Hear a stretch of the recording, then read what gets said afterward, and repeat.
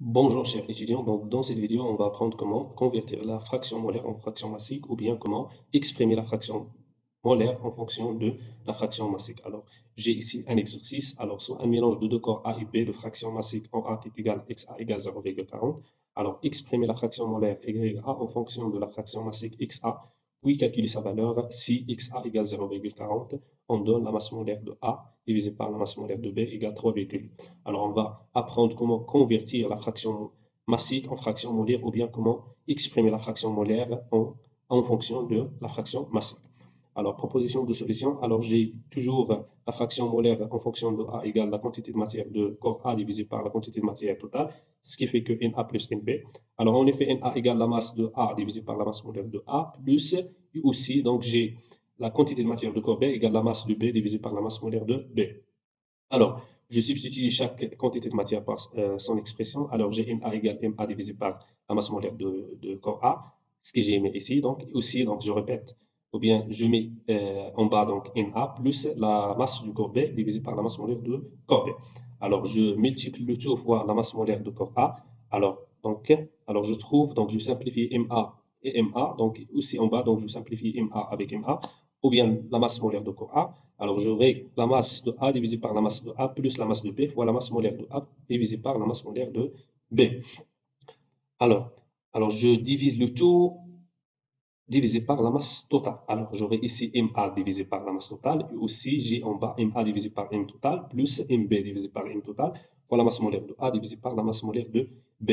Alors, donc la masse molaire de A divisé par la masse totale, c'est la fraction massique. Alors, la fraction massique de corps A. Alors, MA divisé par M total, ça fait XA. Donc, XA, c'est la fraction massique. Donc, MA divisé par M total, c'est XA.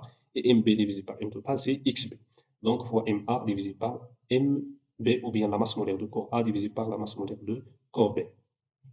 Donc, très bien. Alors, on sait que la fraction massique de corps B égale 1 moins la fraction massique de corps A. Si toujours, donc, je substitue XB ou bien la fraction massique de XB en fonction de XA. Donc, j'aurai enfin la fraction molaire de corps A égale, c'est la fraction massique de corps A divisée par la fraction massique de corps A plus 1 moins XA fois la masse molaire de corps A divisée par la masse molaire de corps B.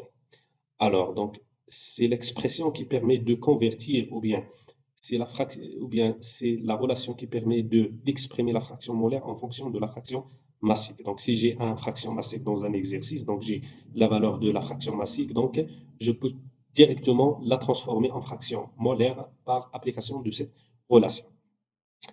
Alors, on fait attention ici, c'est de rapport. Donc, ici, c'est MA divisé par MT parce qu'on on exprime la fraction molaire en fonction de A.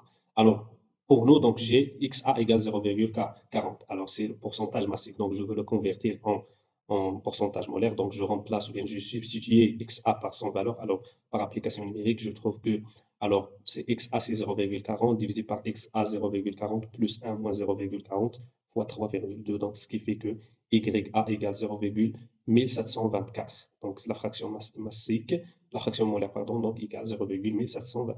Attention, à la prochaine vidéo, Inch'Allah.